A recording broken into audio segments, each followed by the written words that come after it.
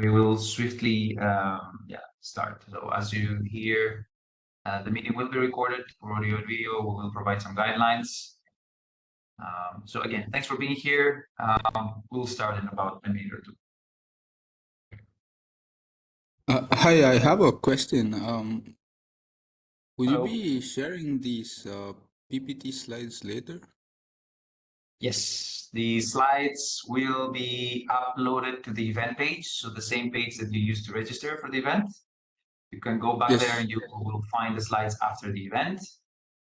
And in any case, all the figures and graphs that you will see here today are actually from the white paper, which is publicly available, so you're free. Oh yes, I downloaded the white paper. Yeah. Okay, excellent.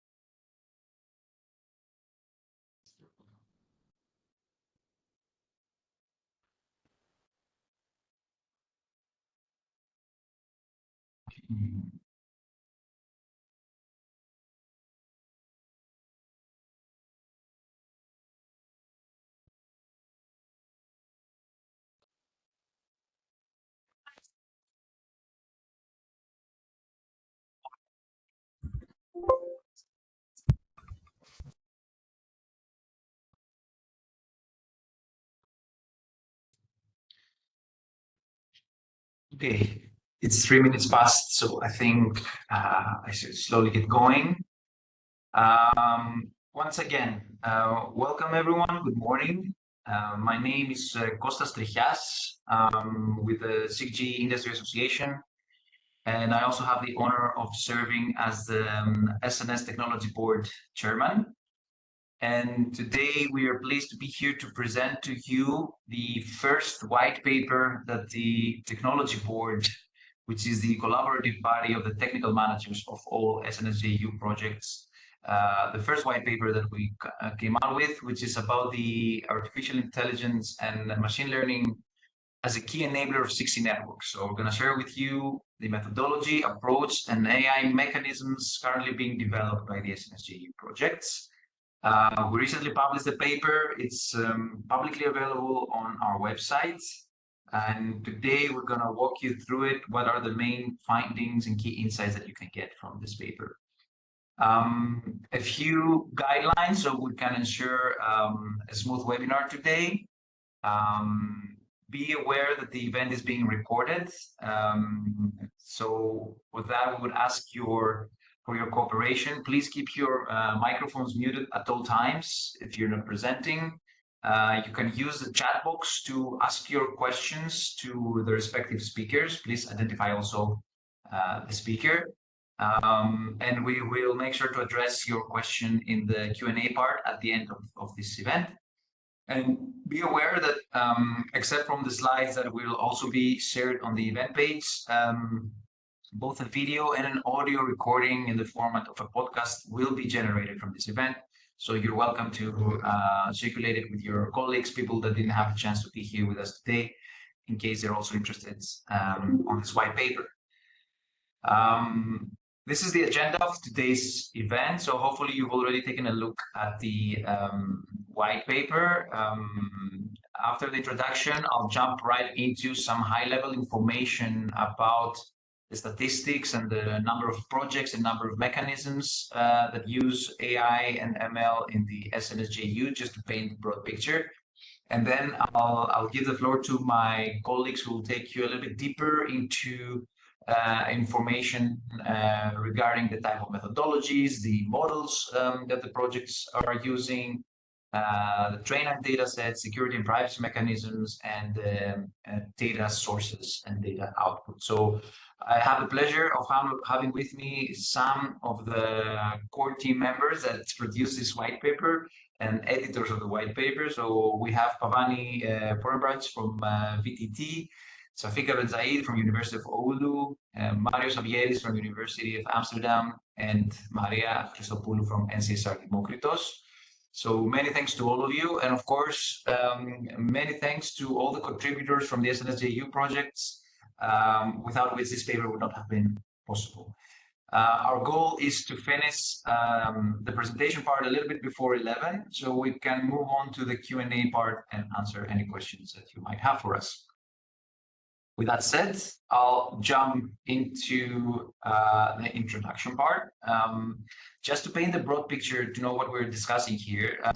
So the SNS currently has 3 active call of projects falling within the first 2 phases of the SNS, as you can see here. So we're in 2025, we're well into phase 2. The first project from call 1 are going to slowly start wrapping up this year. In total, there are 79 funded projects from the first 3 calls, and more than €500 billion invested. 1,244 total entities have been funded in these 3 calls. There are 505 unique entities, as several stakeholders participate in multiple projects. And 26% of them are SMEs, claiming 24 total EU funding, 24%. And there is a spread of 33 participating countries around Europe that take part in this call. Keep in mind that because the 3rd call just barely started this year on January 2025, the white paper and the data that you will see only concerns projects from the first 2 calls, as the projects of the 3rd call are only now getting started. So with that said, what was the thinking behind creating this white paper and performing the survey? So early on, we, of course, AI is the buzzword of our days. And from very early on, we've identified that 60 networks are going to be AI native networks. So it's going to be one of the major building blocks of 60 networks. It's no longer going to be like an additional feature. And based on a survey that we conduct every year among active projects, it was found out that the development of AI and ML powered technologies and features is actually the top aspect being investigated by the projects. You can see here on the right-hand side, the classification of the different aspects that SNS JU researchers are looking into. AI ML powered technologies are at the top, followed by system and network architecture, and the ubiquitous computing, orchestration of resources, etc., etc. So there is a wide variety, but at the very top is the AI ML. So at the technology board, we agreed that we need to find out a little bit more about what the researchers are looking into, what are the different models being used, what is the methodology that each of the project is following, what type of data we're using. So since we saw that this was the top aspect being investigated, we wanted to find out a little bit more. And this is where this white paper and this TP survey started. So we created a questionnaire and circulated it to all the projects engaging with AI. There was quite detailed questionnaire, and actually we had 33 SNS JU projects that responded in quite some detail, providing insights into their approach and mechanisms that they developed for AI and ML. And this is where all this statistics and information you will see today is coming from. So be aware that the publication, you download the white paper, you'll see that we also touch upon the AI regulatory framework, the international landscape, as of course we're not alone in Europe looking into these aspects, and the implications that AI mechanisms may have on the 60 networks. We will not be going into this today, but we'll be sticking into the actual statistics from the projects, as I think this is potentially the most interesting part. But be aware that there is more information on the actual white paper. So just to put things in perspective, as I mentioned, the survey that you will see here today practically reveals information about the mechanisms developed by 33 different SNS JU projects. And on the top graph here, you see the split among the different calls. So 22 projects from call 1 and 11 projects from call 2 have responded to the survey providing information about their AI ML mechanisms. Those are the projects that are really engaged with AI. There are additional projects, as I mentioned, new projects are coming in this year and of course the following year. So we expect that let's say the number of projects that engage in AI ML will grow. So this is only first step. We will probably need to follow up. But for the time being, this white paper represents information from these 33 projects. And these 33 projects are developing in total 199 different AI and ML mechanisms. Almost 75% of those are coming from Code1. It's also not surprising, as Code1 projects are the oldest projects, so they are a bit more mature. They had time to develop more mechanisms and investigate them in depth, while Code2 have only been operational for 1 year, and they will probably also increase their effort and start investigating more mechanisms as we go forward. But in any case, this definitely shows a very significant engagement and the importance that AI and ML mechanisms have for the SNS community, and how the European researchers also view this as one of the major building blocks, so really worth investigating. The other thing we wanted to know was the high-level category of solutions. So there's many things we can use AI for, and we wanted to find out what are the SNS JU projects mostly using it for. Here you can see the pie charts of the top categories of solutions being investigated. So you can see that network optimization and control is by far the most addressed category, and it's also applied in multiple different layers and levels. So the most popular one in our case is the radio access network, so mechanisms based on AI to optimize and control the run. And then compute infrastructure, security, transport backhaul, or even on the application layer, we see that there are mechanisms being developed within the SNS JU. Also, on the bottom graph, you can see the percentage of solutions in its category. You will see that they follow a similar split. It's interesting to show that as a secondary category, after optimization and control, we see network diagnostics and insights, which is could have been expected based on the power that AI presents and how useful it can be for network diagnostics.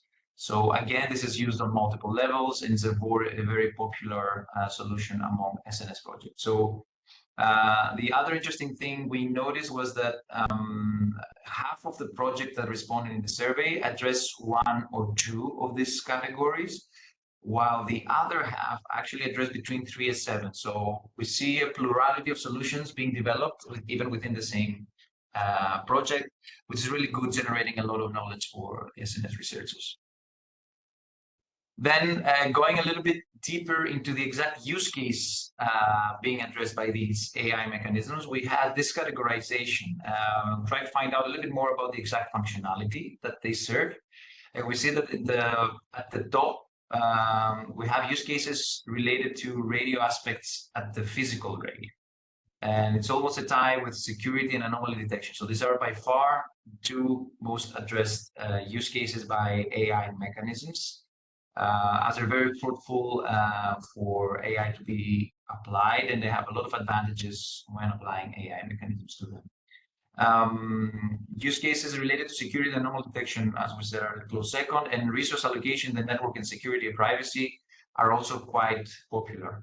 The other important insight to take out of this is the wide variety of applications and use cases that we see that AI is being applied to. So that gives us a very broad field of application, and it means we can get to investigate a lot of different aspects and get the pros and cons for the application of the different mechanisms. Again, a lot of knowledge expected to be generated. So more than 27 different use cases are being developed by the SNS Code1 and Code2 projects. And to wrap up my part of today's presentation, I'd like to give you a little bit of information regarding the maturity of the solutions investigated. As I mentioned, at the time that this survey took place, Code1 projects were closing into 2 years of operation, while Code1 projects or early closing in on 1.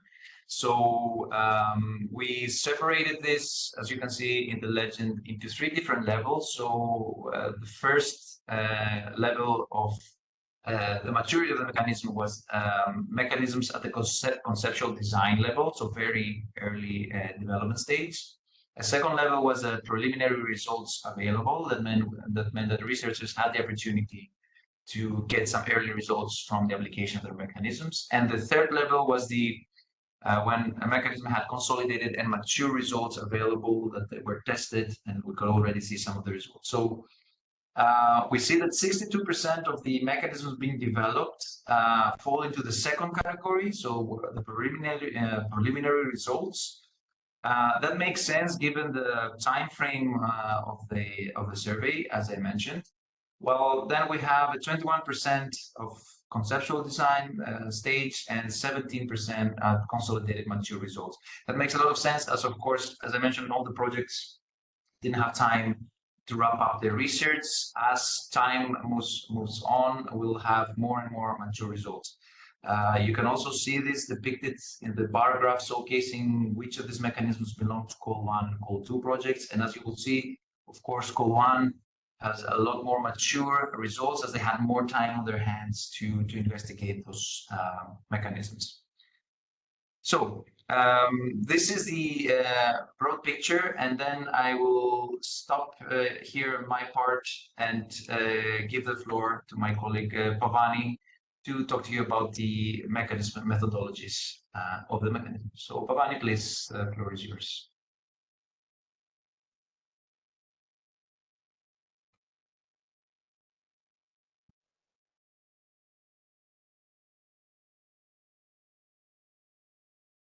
Thank you, Kostas. I think you can see my screen and you can hear me well. Yes. Okay, great. So I am Pavani Porambage. I am from Finland, VTT Research Center of Finland. So let's go forward with the presentation. This presents about the network segments where we studied based on the SNS JU experiments results we received related to the AI/ML mechanisms. So here we consider, based on the results, we consider different network segments that consider AI/ML mechanisms such as far edge, radio access network, front haul, back haul, transport, edge, and the core network. So here, far edge refers to the end equipment devices with the compute capabilities, and the RAN for the G0B, so other radio units. Front haul and back haul nodes, which are topological split or decoupled from the radio units and realize these lower and higher parts of the radio protocol stack. And transport network refers to the transfer of the user data between the radio and the core network. Edge nodes for the with the compute resources which are physically located close to the access part of the network, and core network, of course, the nodes that bridge the telecom operator's domain with the internet. So as you can see in the pie chart, RAN has the highest popularity with the applicability of these AI/ML solutions. Based on the results we received, about 43% of the overall usage.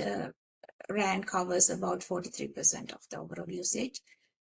And also this applicability of AI/ML solutions for the cross-domain solutions is also showing a reasonable portion next to the RAN, that is about 16%, and then the remaining segments are covering the rest of the portions.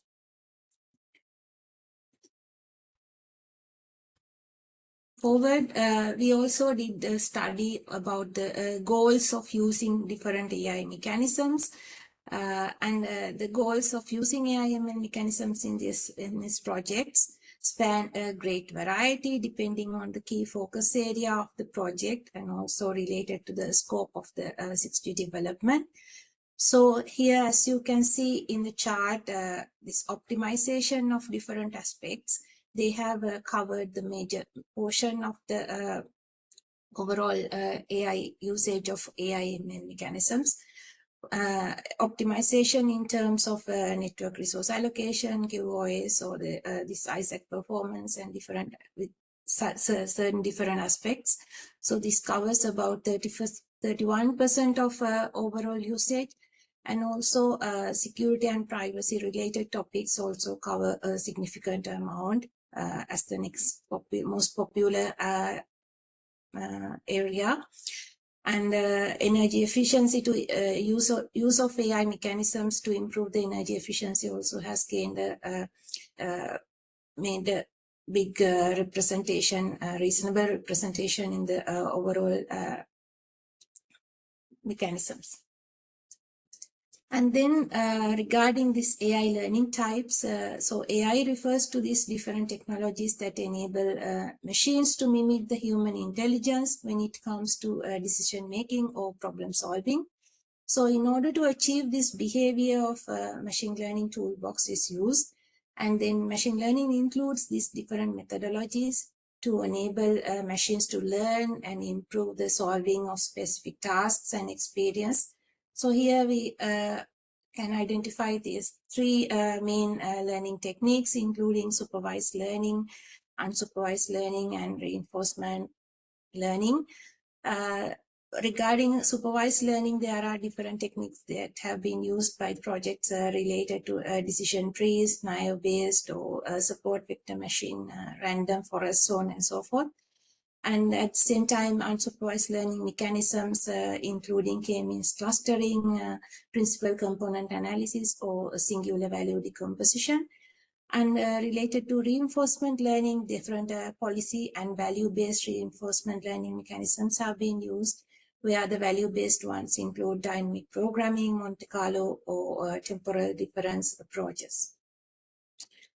So this is the summary of these used AI learning types based on the results we received. As Kostas mentioned, we have performed this study for 119 machine learning solutions, which we received the information from 33 SNS JU projects. And as you can see, the majority of the mechanisms are belonging to the supervised learning techniques based on the results. Nearly half of all the mechanisms. And this many well-defined supervised learning algorithms with these available reference implementations justify this preference against these unsupervised ones. And also non-classified ones, including semi-supervised and mixed approaches, are also adapted in a reasonable amount, which is about 60% of the overall received information. And then regarding the reinforcement learning mechanisms, there are about 24% of the total. With the lack of data for training and the dynamic nature of the problems, this in the network segment justifies that 24% of the solutions use this type of reinforcement learning methods. Going into a little bit deeper with the more specific AI/ML techniques used in different projects and based on the answers received under this category. So about 51% of specific learning techniques, including this neural networking and deep learning mechanisms, are represented as in the pie chart. And then hybrid methods are also used about 15%, and this includes using different type of large language models or generative AI models for this interpretation of these decisions made by other or models, or incorporate with the reinforcement learning for fine-tuning responses.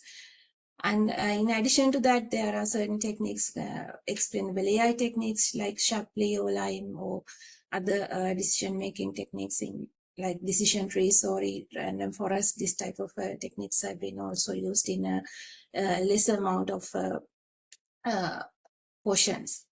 So, so this is the summary we have received related to the AI/ML methods used. So with that, I would like to invite my colleague Chafika to continue with the presentation.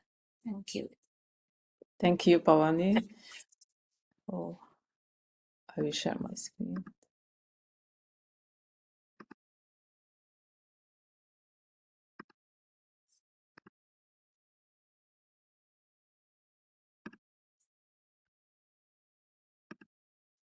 Yeah, so now continuing on the investigation we did, so we saw before that we investigate the domain of users and the methods, the ML method that has been used, but then we investigate also from technical perspective the ML and AI models that have been built and used in the different SNS project, and this is from three dimensions. One is the model complexity and timescales of the operation for those models. The second dimension is how the monitoring of those models is done, and the third one is if those models are supporting explainability or not.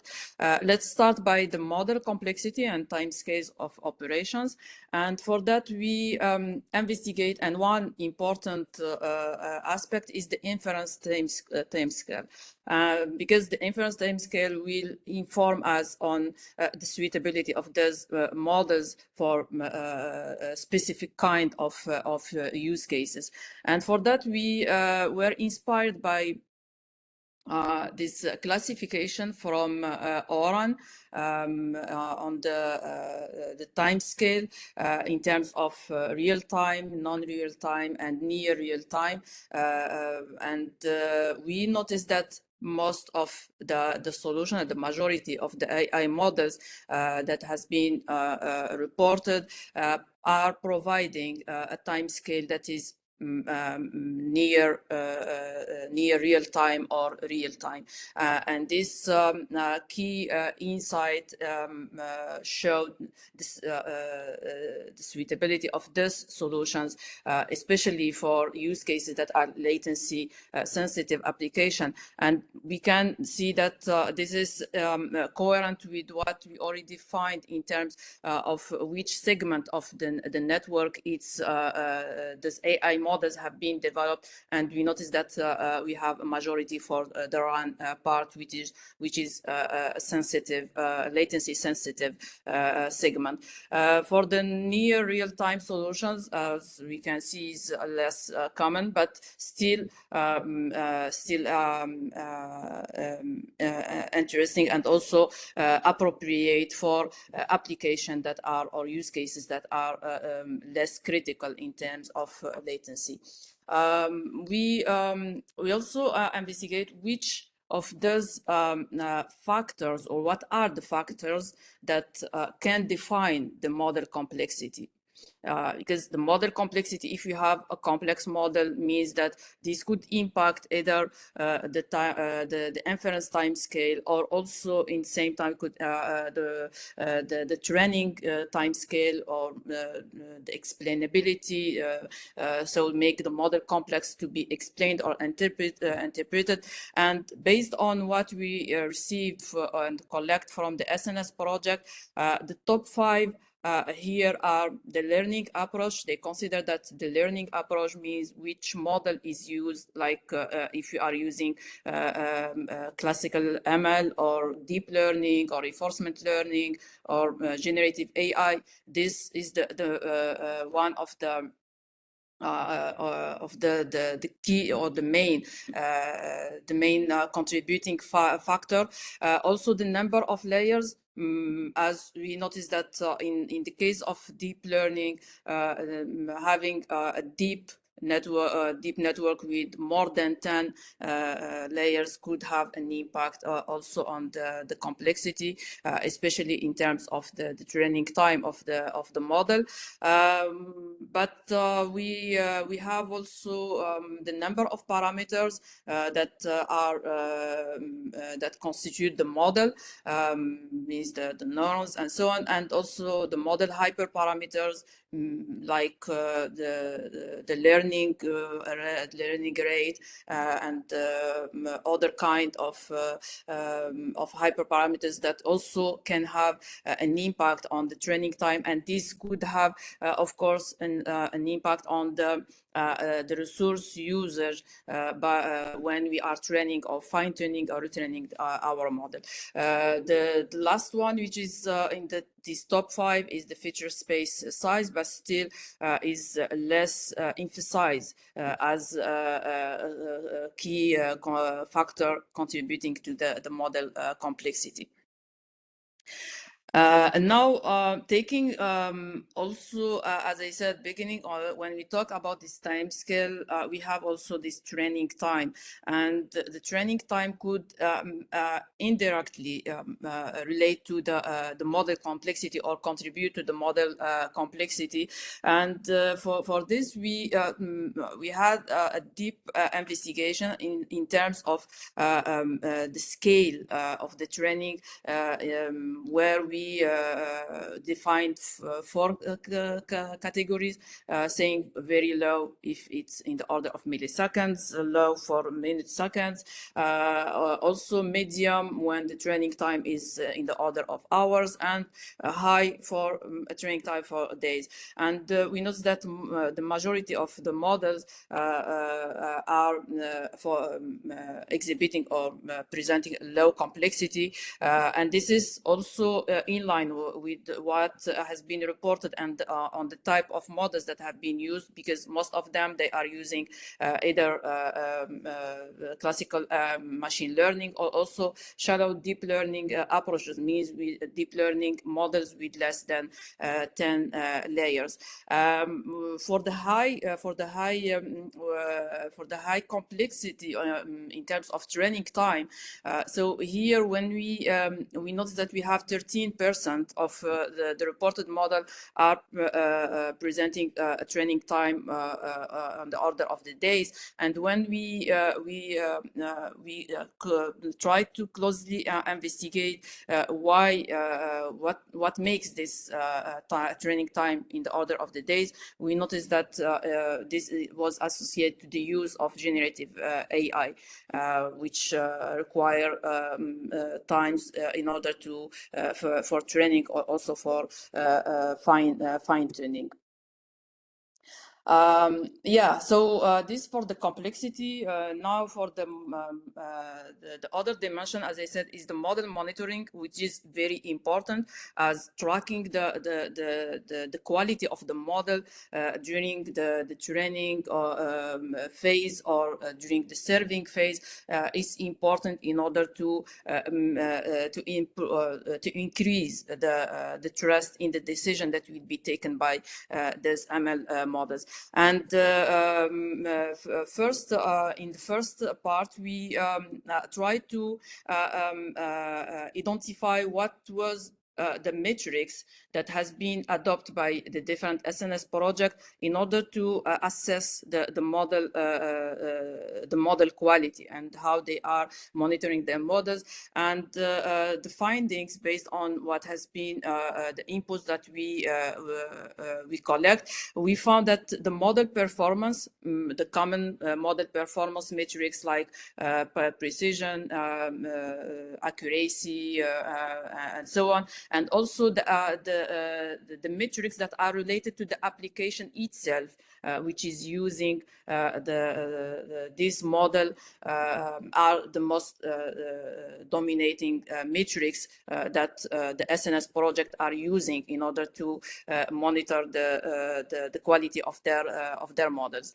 Another key insight here is that we noticed that the AI trustworthiness metrics, which means there's metrics that are related to the model security and the robustness to AI adversarial attacks, the metrics that are related to the model privacy and preservation, saying that the model is ensuring the privacy, the metrics related to the explainability were less or received less attention in the SNS project, and this an aspect which is very important and need to be maybe to have more emphasized in the future, as without these metrics, it will be maybe difficult to say that the AI we are integrating in our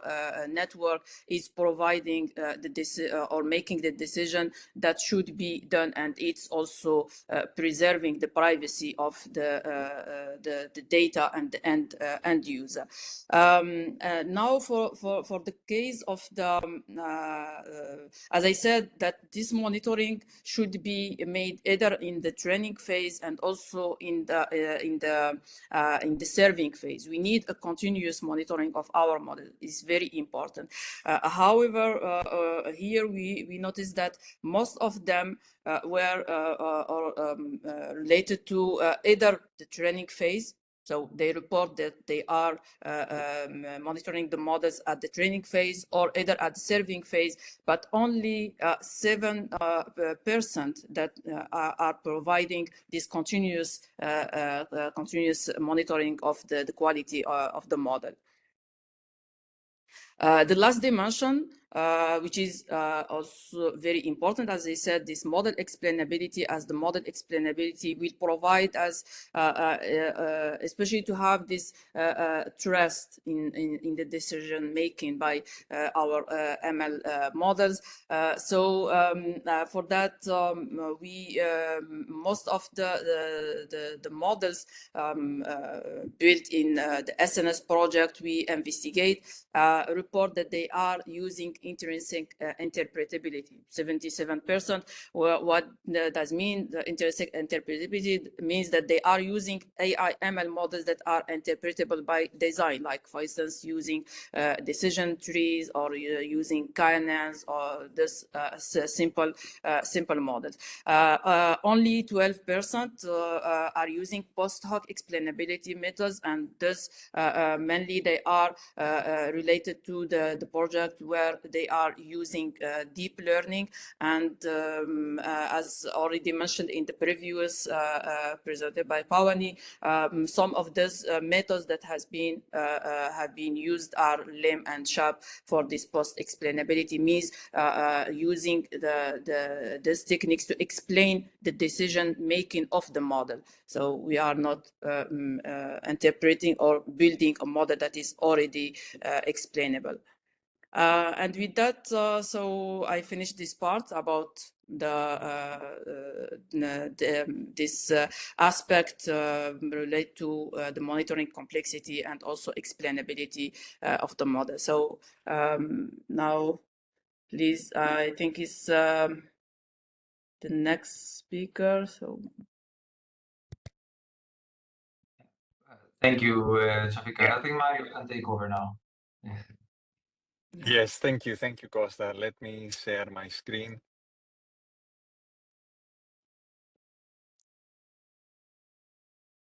Well, I think you can all see my screen now. So we talked about inference, we talked about training complexity, but what we didn't talk about yet is training datasets. So just to get everyone on the same page, when we talk about training datasets, we're talking about collections of labeled and or unlabeled data that are used to teach the AI ML algorithms to recognize patterns and behaviors and make predictions accordingly for future events by adjusting their model parameters. So usually what is being done in these situations is data are collected and split between training data and what we call testing or inference data that are later used to validate and confirm the behavior of the AI models. Now, we identified three main categories here. The one is real data sets, the other one is synthetic, and the last one is a combination of two, mixed. Now, real data sets in the networking world are data that comes from actual observations, from packet captures from real world networks, such as well-known data sets like Kaida or Maui, or from production routers and switches, for example, pickup files. Synthetic, in this case, refers to simulated network traffics generated by tools like NS3 or Mininet or SCAPI to model specific events. And mixed is a combination of the two. usually produced by injecting some simulated events into real traffic datasets in order to create some events of interest, let's say, labeled, such as the case of anomaly detection in networks. Now, what we see here is a trend, is a preference for synthetic and mixed datasets that accounts for 57% of the mechanisms reported, which shows actually that there is a challenge in obtaining real-world datasets for AI/ML model training in networked related AIs. Now, you might wonder why this happens. Usually the case is that with real datasets, there comes some concerns about privacy and security. There are also regulatory and compliance issues, legal issues, and also sometimes it's a pure preference because real datasets can be unpredictable or imbalanced, meaning that some rare but critical events might be underrepresented, as for example a DDoS attack or some routing failures. On the other hand, mixed and synthetic datasets do not suffer from these downsides, and in addition, they also provide the controllability and reproducibility, meaning that you can define easier the patterns and the environments that you want to test your AI agent in. While they also provide scalability, meaning your dataset can be as large or as small as you want, and also better control over ground truth availability, meaning percentage of label truth or false or events that's happening, and verify the event that we're trying to model. So that being said, we're also had some reports about the openness of the data of the datasets in the methods reported here in this analysis. So we saw a clear trend that SNS JU projects try to contribute to the global dataset domain by sharing their AI dataset, or at least partially, in order to support the research community. But as you understand, along with this process, there come several restrictions, like, for example, use of confidential data from operators or other security and privacy concerns, which might make it difficult for SNS JU partners to share the entirety of their dataset. However, there is a significant effort underway to create such an SNS JU database.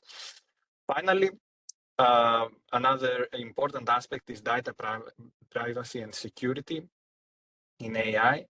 And when we're talking about data privacy and security, we're talking about ensuring that sensitive information that is used for training these models remains protected from unauthorized access, misuse, data breaches, and so on and so forth, while we maintain confidentiality, integrity, and compliance with any regulations.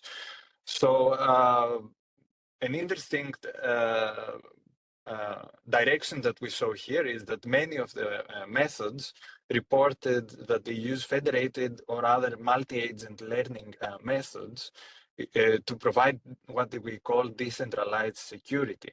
And that means that actually many projects try to keep their data decentralized during training, meaning that models are trained locally on user devices or private premises, and only aggregated updates, aggregated weights, let's say, not raw data, are shared with a central cloud server where the aggregated learning takes place, thus reducing exposure. Now, we also had around 9% of probabilistic techniques like differential privacy, and 20% reported other more typical, let's say, security methods like cryptography and token-based approaches. We also had a case that some projects reported explainable AI as a security method. Now, what is also interesting is that some projects report no significant concerns, around 26% of them, which means that they use local training or they don't use any private or personal sensitive data, or they do not use any data that reveal what we call identifiable patterns. Finally, I would like to address the elephant in the room that we had a huge amount of projects that did not provide information, around 73%, on privacy and security strategies. And this happens mainly because they are not yet assessed or they are under study. And also, some of them reported that it is still an open discussion point, especially with the evolving 6G regulations. So that was all from my side. So Maria, I think you are next. So thank you. At the beginning of 2026. Yes. Thank you, Maria. Give me a moment to share my screen.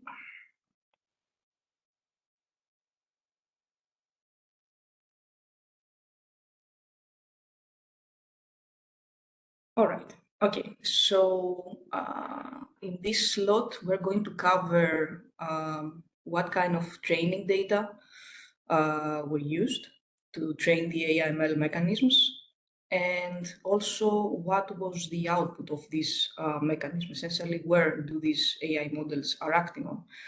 So I'm going to begin with the training data. So first of all, based on the responses that we got from the projects, we conducted a mapping process to classify these input data sources. So the categories were defined based on the data origin, okay, and their nature.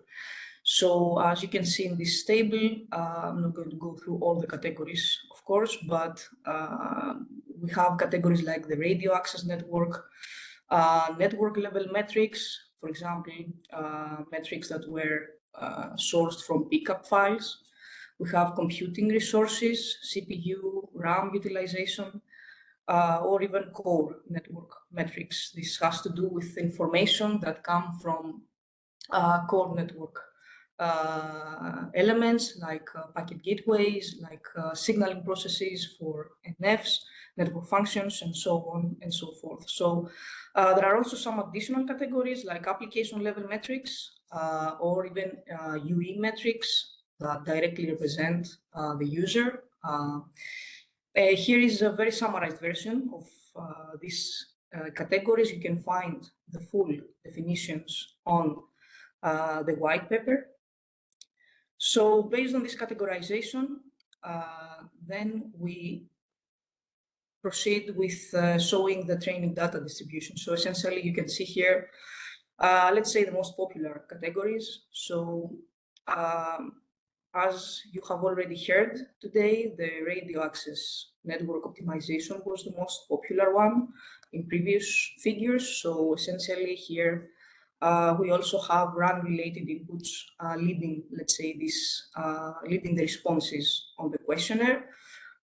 Next, we have the cross-domain inputs. This means that we have sources for multiple domains, and also network level metrics and computing resources following.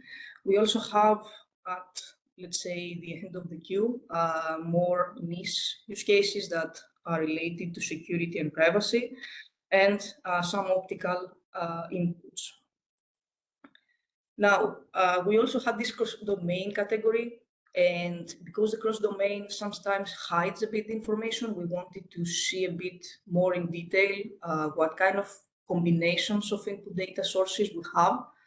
So we further processed these inputs. It was 28 entries, so that's why you see this distribution here in the figure. So essentially, the most popular, let's say, combination of input training data are this here, network level metrics and computing resources, radio access network and computing resources, application layer metrics and computing resources, radio access network and network level metrics. So these were really, let's say, popular in the questionnaire. And this sums up the input training data that were used. So now we go to the output of these AI mechanisms. Essentially, we wanted to see where do these mechanisms are acting on. So essentially, we did a similar mapping process based on the inputs that we received from the projects. We came up with these high-level categories. So, for example, we have radio optimization. This means that the AML mechanism is used to improve the operations of radio network. For example, schedule the resources more effectively. We also have computing resources optimization. This has to do with improving the CPU or the RAM usage, container or VM operations, VNF placement, and some network level optimization, for example, predict the throughput or latency, as a matter of fact. So we have even more categories. As before, you can also find the full definitions of each category in the white paper. So the distribution of these responses, again, we can see the radio optimization, of course, as was a bit expected. This also leads, let's say, this category with almost 32% of the responses using the mechanisms to act on radio optimization. So, and then we have also some other key areas. I will just mention a few: the security, privacy, and trustworthiness, computing resource optimization. These were really popular responses. And you can also see some more niche area like the energy consumption or application optimization, and so on and so forth. So this summarize the input and output training data. So I will also proceed with the conclusions based on this work. So in these presentations, you saw the bigger picture that this effort had. So this was the first step towards track the AI-based mechanisms that are used in the projects of the SNS JU. It was a systematic tracking, and it serves also as a foundation for further benchmarking. So you heard also before from Marios about the training data sets. That's also a big, an important item. So this hopefully will serve as an approach to support some future validation efforts and refine the AI research that takes place in these projects of the SNS JU. And hopefully it can draw a roadmap for AI research in the SNS JU regarding the datasets, probably promote some data sharing agreements across public and private entity so that it's easier to access available datasets.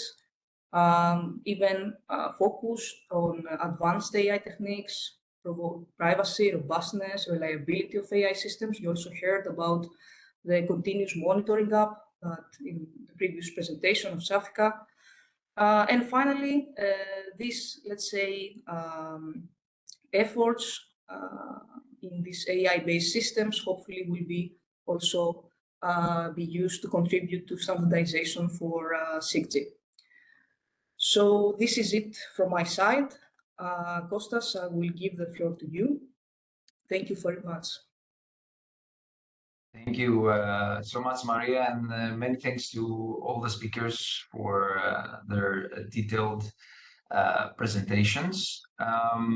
So that brings us to the end of our let's say, of the presentation part. I would like to thank all the editors and all the projects that contributed to this very large survey. Not an easy thing to do, to try and categorize and analyze such input. I hope you can appreciate that. And let me again stress what Maria also mentioned, that this is just, let's say, the first step that we're taking from the technology board. There's still a lot of things to find out about the AI mechanisms, and as the work progresses and the mechanisms mature and more results become available, We will definitely revisit the issue and try to find out even more about what we learned from the AI mechanisms. So I would also like to thank all the audience for being here, and please, now we can move on to the Q&A part. I'm seeing just one question so far, which is regarding data from Ujamamai, and whether we think that real data can be biased. Why don't I give the floor first to Mario, since you were discussing about this, and you can start us off, and of course any of the other speakers. Yeah, absolutely. Thank you, Costa. So to answer the question, long story short is yes, real data sets can introduce bias to models, and this comes because of the fact that the data set is as biased as the tool or the person that collects it as well. So what we identify here is usually there might be sampling bias, meaning that the data set does not represent the whole range of events that might happen in the specific environment or the specific,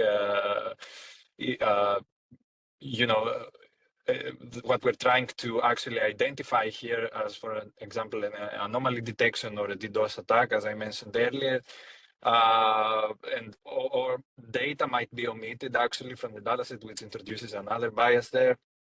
Then what we usually also encounter is timeliness bias, meaning that some datasets that were relevant maybe 10 or 5 years ago are no longer relevant. Maybe the switches have changed, the routers have changed, the hardware, the software has changed. So we need fresh data there to represent the current situations.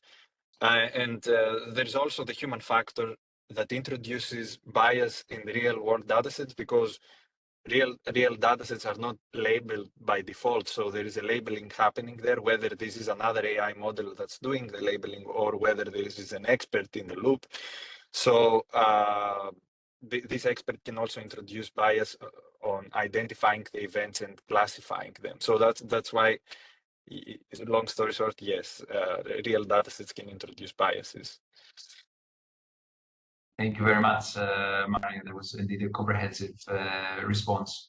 I actually wanted to add on that, and right on time, I see a new question, which is practically the question I also wanted to address. So many thanks to Kevin Akuna. The question is regarding database, and is there any initiative to unify the data into a single repository related to the SIG SNS projects? As observed, there are challenges in obtaining real data. And this is a very accurate observation. That's actually what I also wanted to mention, that the common secret in AI research is that one of the most challenging factors is getting your hands on data, finding appropriate data sets of high quality data sets that are representative, and the better the data set, the better the training that you can offer to your AI mechanism. So this is one of the main challenges that all SNS JU researchers face. And you saw that we have to deal with this with synthetic data, with mixed data. Where available, we of course would all like to have real data with the constraints that Marius mentioned. And one of the big items that we are discussing currently in the technology board, and we're trying to set off the ground, is exactly how to ensure that the legacy of all these projects remains, and we don't just waste data and knowledge when the projects end. So, I mean, of course, each of the projects traditionally stores the data or publishes what they can in their repositories or deliverables. But indeed, it will take some effort to align and homogenize the data and metadata structure across the projects to make sure that we somehow are able to collect all of them, store them, and make them indexable and searchable. This goes even beyond just AI, but we're also talking about testing data, maybe field measurements or results from trials. but of course also AI data sets. So there is a discussion going on at this stage under the technology board as to how we can achieve this. This is definitely not a trivial thing, but it is something that we are working towards. And just as a hint here, indeed, the projects working under the SNS JU do have the obligation of sharing their data sets with the community at the end of the day, where certain restrictions do not apply, as discussed earlier on regarding GDPR, privacy and security concerns. So a lot of work to take place here. We're definitely at the beginning stage, and we are hoping that at the end we can indeed deliver something like that that can be made use by the community in the long term.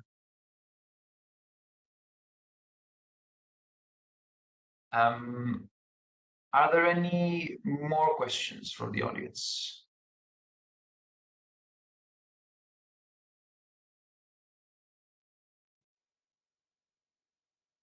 I don't see anything, and I think people need to move on to their other obligations of the day. With that said, let me thank you all once again, and of course the editors and contributors of the white paper. It's indeed a huge effort to try and align among all the projects. And as discussed, we're already talking about follow-up steps. Do stay tuned. There are more interesting publications coming out of the SNS. And we will definitely touch upon the AI and ML issue in the future. Hopefully with some mature results to present and some key lessons learned. So with that said, I would like to thank you all for being here today. Reminder that the slides presented here today are already on the event page. You can download them from there along with the white paper, and the recording of both video and audio should become available very soon. So many thanks. Have a great day. See you soon. Thank you. Goodbye. Thank you. Thank Bye-bye. you. Bye.